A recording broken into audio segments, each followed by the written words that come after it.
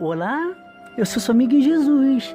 Vamos hoje para mais uma reunião entre você, eu e Jesus. Hoje eu gostaria de falar sobre a grande tribulação que fica no livro do profeta maior Daniel, no capítulo 12. Mas antes quero falar das verdades fundamentais. Deus cuida do seu povo quando ele sofre. O nome desse Deus é Yahvé. O Senhor está presente, acessível, perto dos que invocam por livramento, perdão e orientação. Deus adverte, mas no final julgará aqueles que perseguem seu povo. O nome desse Deus se chama Jeová Tsidkenu. O Senhor é a nossa justiça. Deus dará vitória ao seu povo. O nome desse Deus se chama Jeová Roi. O Senhor é nosso pastor. No livro de João, capítulo 10, do versículo 10 ao 11, diz: o ladrão veio senão a roubar, matar e a destruir. E eu vim para que tenham vida, e é que tenham com abundância. Eu sou o bom pastor, e o bom pastor dá sua vida pelas ovelhas. Em toda a Bíblia, nunca houve nenhum relato sequer de que Deus perdeu alguma batalha. É só ter fé e o mundo espiritual começará a se movimentar. O fiel povo de Deus herdará o seu reino em sua totalidade. O nome desse Deus se chama Jeová Makdesh, o Senhor que santifica e nos torna santos. Será desta forma que poderemos herdar o reino do céu.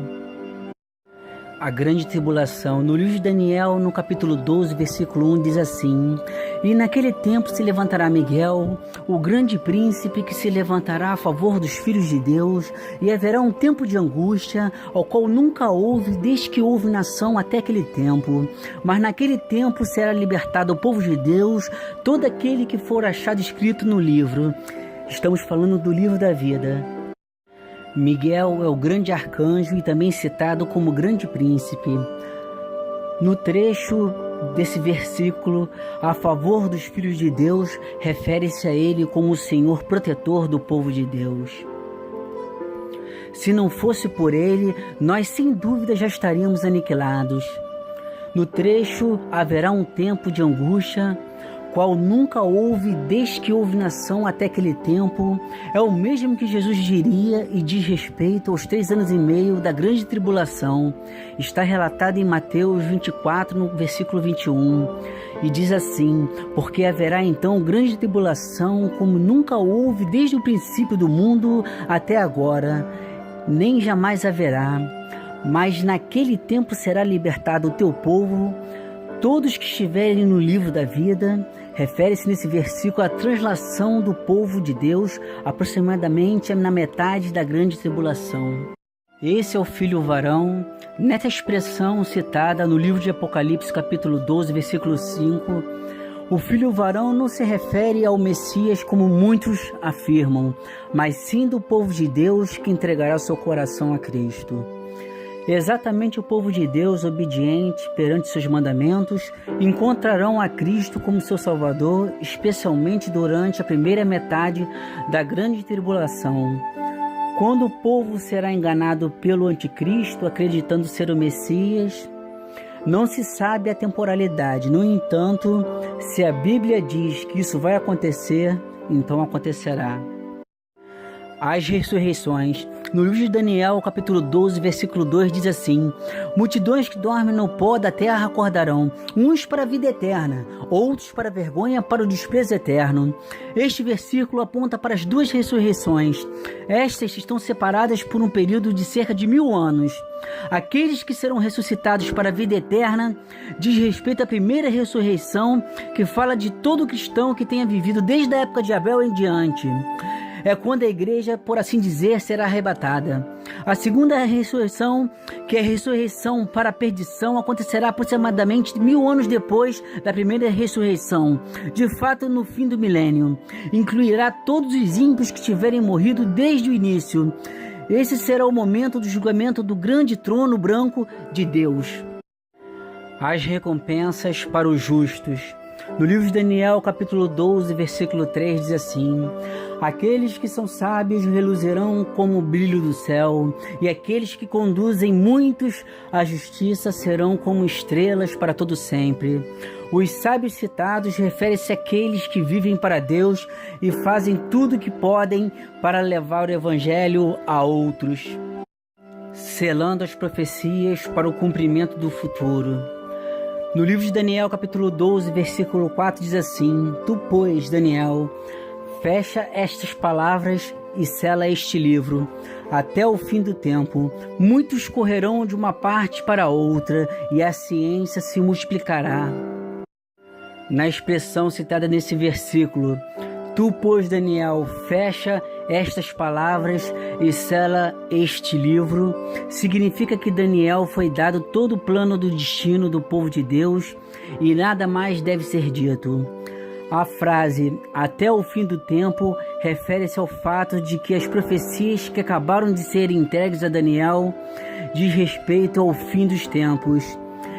E em muitos correrão de uma parte para outra e a ciência se multiplicará, refere-se ao tremendo aumento da tecnologia que fez sua grande estreia no início do século XX.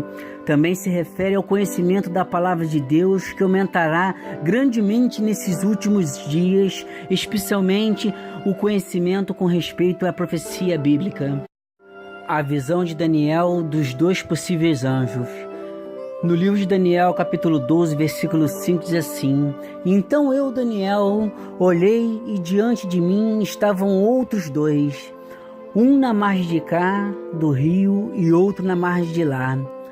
Daniel está falando do rio Tigre, que fica perto do Eufrates. Os outros dois dos quais se fala aqui provavelmente se referia a anjos, os quais não são identificados. A visão de Cristo por Daniel. No livro de Daniel, capítulo 12, versículo 6, diz assim: E perguntei a um homem vestido de linho que estava sobre as águas do rio: Quanto tempo haverá até o fim das maravilhas? Um homem vestido de linho, sem dúvida, se refere ao mesmo descrito no capítulo 10, do versículo 5 ao 6. Ele é Cristo. A frase que estava sobre as águas do rio, de fato significa que Cristo estava suspenso acima do rio. Cristo sobre as águas. No livro de Daniel, capítulo 12, versículo 7, diz assim: E eu vi o homem vestido de linho que estava sobre as águas do rio, quando levantou ao céu a mão direita e a mão esquerda, e jurou por aquele que vive eternamente que isso seria para um tempo, 2 tempos e metade de um tempo. E quando ele, o anticristo, acabar de espalhar o poder do povo santo, todas estas coisas serão cumpridas. Ao jurar por aquele que vive eternamente, prova que ele é uma pessoa divina, porque nas escrituras sagradas nunca um anjo fez juras a Deus ou ao homem. Que seria depois de um tempo, de tempos, e metade de um tempo refere-se a 3 anos e meio. Essa é a segunda metade da grande tribulação, quando uma tremenda perseguição será lançada pelo anticristo contra o povo de Deus. Portanto, o próprio Senhor dá o tempo em que as coisas acontecerão.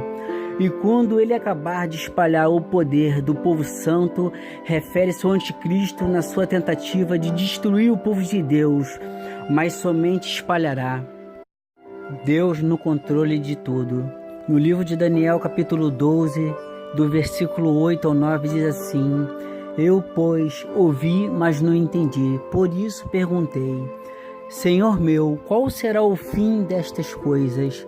Ele respondeu: Vai-te, Daniel, porque estas palavras estão fechadas e seladas até o tempo do fim. Aqui é declarado que essas profecias pertencem ao futuro. No entanto, o tempo do fim está agora muito perto. A palavra fim não significa o fim do mundo, mas em vez disso, o fim destas coisas, ou seja, as profecias sobre o povo de Deus e os últimos dias. A diferença entre o cristão e o ímpio. No livro de Daniel, capítulo 12, versículo 10, diz assim: Muitos serão purificados, alvejados e refinados, mas os ímpios continuarão ímpios. Nenhum dos ímpios entenderá, mas os sábios sim. Na expressão citada nesse versículo, muitos serão purificados, alvejados e refinados, pode referir-se à igreja, mas também pode se referir ao povo de Deus que aceitarão Cristo durante a primeira metade da grande tribulação. Na expressão nenhum dos ímpios entenderá, refere-se ao mundo que não entenderá nada da visão ou nem mesmo interesse por ela. Mas os sábios entenderão, refere-se aos poucos que verdadeiramente conhecem ao Senhor e que estudam as Escrituras Sagradas, acreditando em ser a palavra de Deus. O plano de Deus. No livro de Daniel, capítulo 12, do versículo 11 ao 12, diz assim: a partir do momento em que for abolido o sacrifício diário, na metade da grande tribulação, e for colocado o sacrilégio terrível, haverá 1290 dias. Feliz aquele que esperar e alcançar o fim dos 1335 dias. Isso é 45 dias a mais que o número de dias dado no versículo 11 e 75 dias a mais que dado no versículo 7. Por que 45 dias a mais do que o versículo 11? Primeiro, sabemos que aqueles que chegam a esse tempo serão bem-aventurados. Isso tem a ver com o início da Era do Reino e os acontecimentos que tiveram lugar para estabelecer o início do reino. As promessas de Cristo. No livro de Daniel, capítulo 12, versículo 13, diz assim: e tu, porém, vai até o fim, porque repousarás e te levantarás em tua herança e no fim dos dias. Na expressão "e tu, porém, vai até o fim", refere-se a Daniel morrendo e então tomando parte na primeira ressurreição para a vida. Até aquele momento, Cristo disse: repousarás. A frase "e te levantarás em tua herança no fim dos dias" refere-se a Daniel como tendo uma parte nas coisas gloriosas que acontecerão depois da segunda vinda de Cristo. A justificação. Doutrina detalhadamente explicada por Paulo nas suas epístolas aos Romanos e aos Gálatas. Ali ensina que a justiça de Deus se revela no Evangelho, porque coloca o pecador em correto relacionamento com Deus. Dessa maneira, os pecadores que creem no Evangelho serão perdoados e restaurados à comunhão com Deus e por meio de Cristo, estando unidos a Ele, participam da sua justiça e são aceitos por Deus.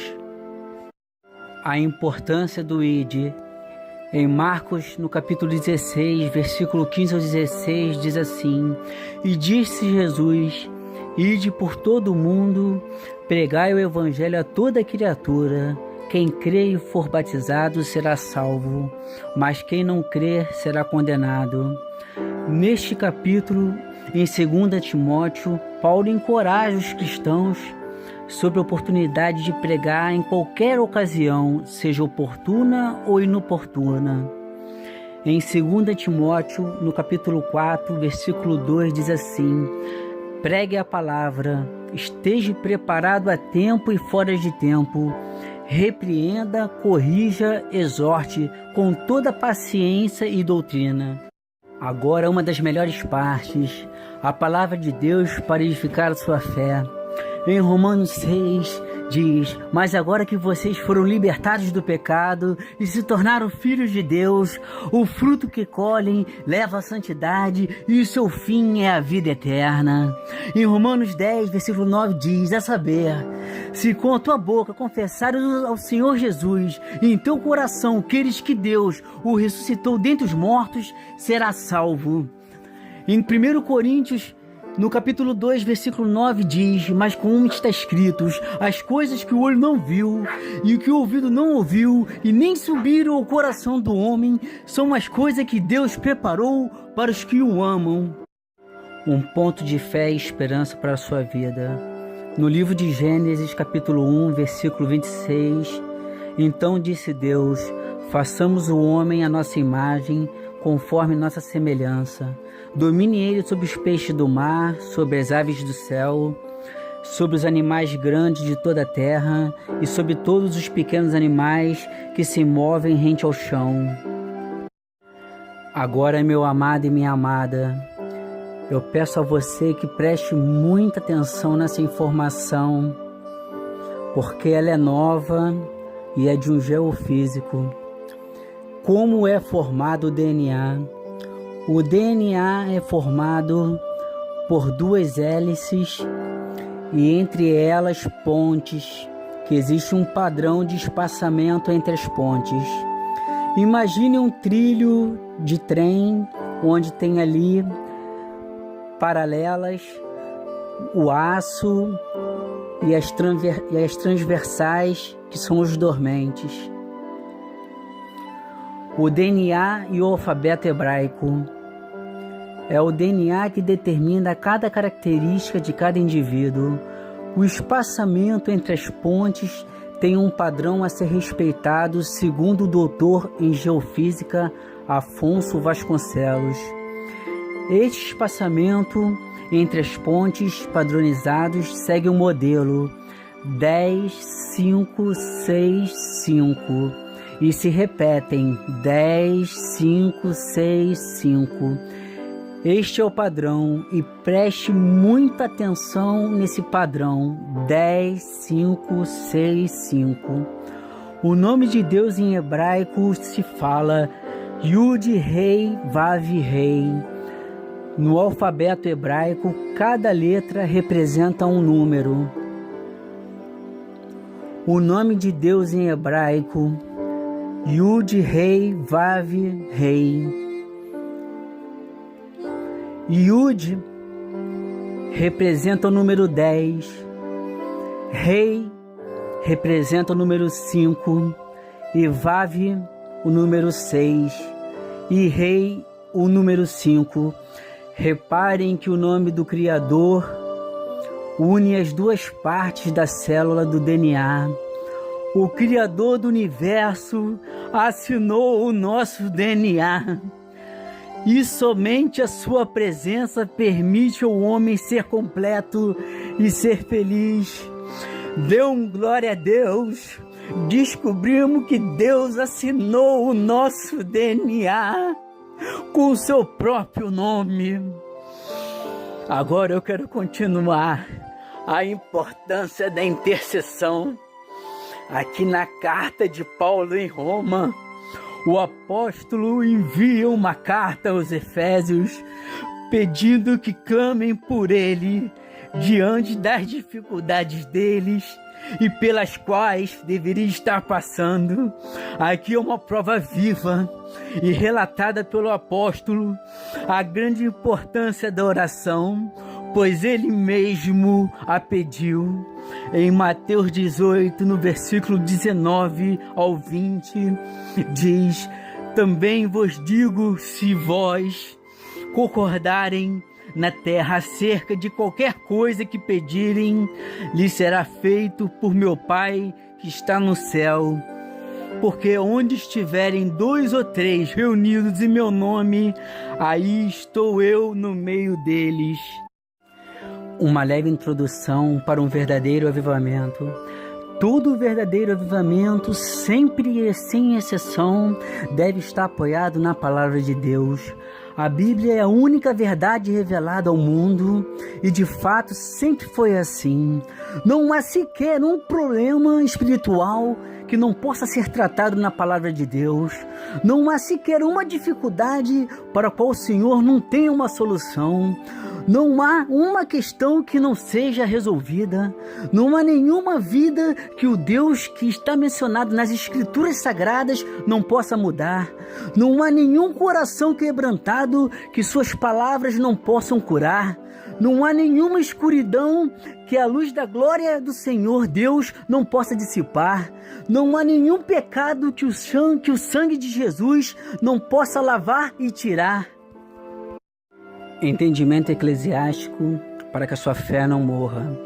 Apesar de muitas das vezes no templo praticarmos o ato da boa vizinhança e queremos agradar ao pastor ou ao padre, temos que ter a convicção de que o cordão umbilical deve estar somente ligado na cruz e no que Jesus fez nela por nós. Muitos cristãos se perderam no meio da caminhada por causas que certamente Deus não foi e nunca será o culpado. As pessoas se baseiam nos pecados do homem, que já tem a sua tendência pecaminosa, e praticam seus pecados ocultos, onde Deus não coabita em meio desta situação. A igreja é um lugar de vários degraus, onde cada um, com sua fé e a sua obediência ao Senhor, se mantém no caminho da fé e da salvação e avançam degrau por degrau, ao chegar ao ponto do Espírito Santo nos purificar e nos santificar. Então não devemos nos decepcionar e nem permitir que isto nos afaste do amor de Cristo. Gostaria agora de te convidar a fazer um voto de fé em 4 etapas e veremos como Deus nos ama e é misericordioso. Na primeira, devemos sempre confiar em Deus no que fará ou no que pode fazer. Isso se chama fé e é através dela que poderemos ser salvos. No livro de Mateus, no capítulo 26, versículo 41, diz assim: vigiai e orai para que não entreis em tentação.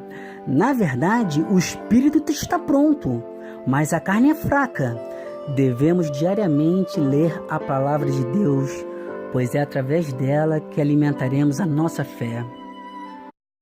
Na segunda etapa, devemos ter a ciência que o nosso Deus é extremamente ciumento. Não pode haver idolatria, e ela pode acontecer de várias formas diferentes.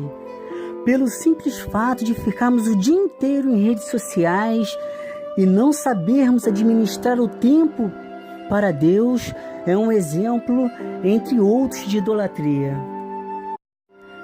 Na terceira etapa, devemos aceitar a conversão, onde o velho homem morrerá e nasceremos de novo, mas como filhos de Deus, através do batismo.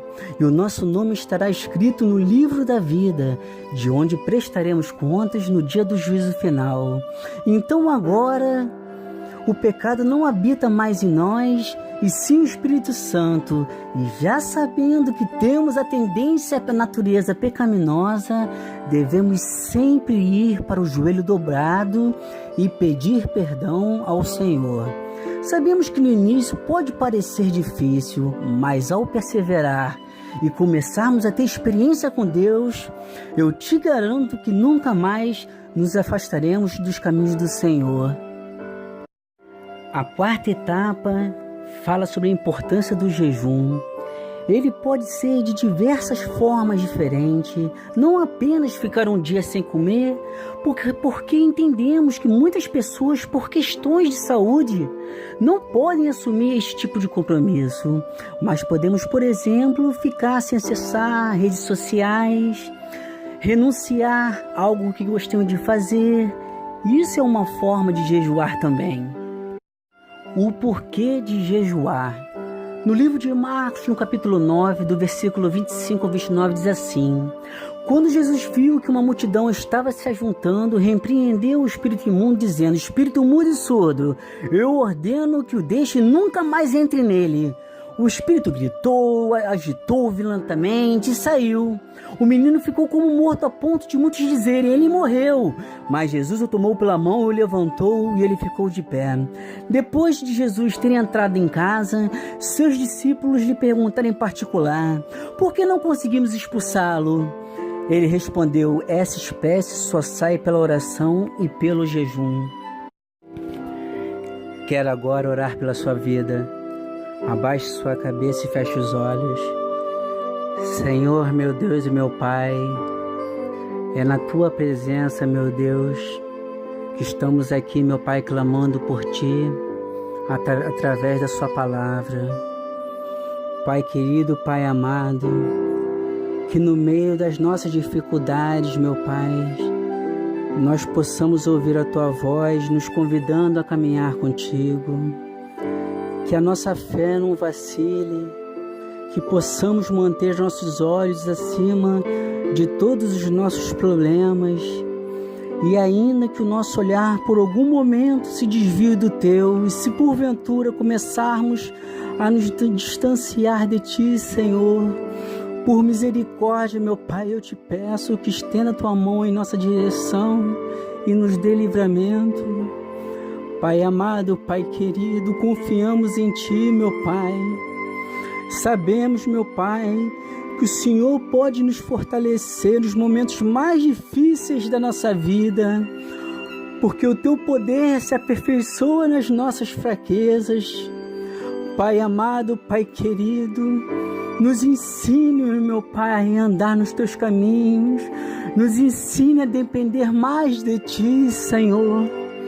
Nos ensine, meu Pai, a ficar mais atento ao Teu chamado, mais sensível ao Teu Espírito, Senhor. Deus amado, Deus querido, é tão difícil pra gente, Senhor, nesse mundo tão cruel, mas temos a ciência que o Senhor é nosso escudo, que nós estamos embaixo da Sua poderosa asa, Senhor. Senhor, meu Deus e meu Pai, eu te peço, Senhor, pelas essas pessoas que escutaram a Sua palavra, que elas possam ser alcançadas por Ti, Senhor, que a vida delas, meu Pai, sejam transformadas, meu Pai, que nós possamos nos encontrar naquele grande dia, Senhor. Pai amado, Pai querido, te entregamos em Tua mão o leme do nosso barco, que o Senhor esteja em todas as áreas da nossa vida, na frente de tudo, Senhor. Que o Senhor, meu Pai, ponha para fora de nós todo o sentido negativo, meu Pai, toda angústia, toda ira, toda tristeza, toda solidão, meu Pai, porque o Senhor consegue preencher todo o nosso vazio. Deus amado, Deus querido, nos leve a um nível maior de intimidade e fé, que os nossos pés não vacilem mais e que possamos ouvir de forma clara a Tua voz. E assim eu oro e entrego no Teu santo nome poderoso, Jesus. Amém.